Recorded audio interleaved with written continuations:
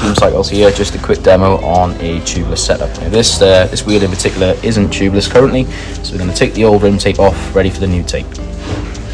So popping the rim in the stand just gives it a bit more stability in regarding putting the tape on. That's how we like to do it. The correct width of tape is quite important for the size of rim, gets a nice seal on it.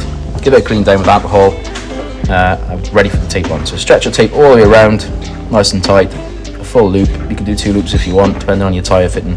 Getting it seated in with the lever is a great tip, and I've learned it over the years. Valve goes in, nice and tight, ready to put the tyre on.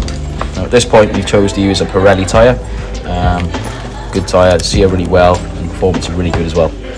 Time to add a little bit of sealant, a little bit of wind,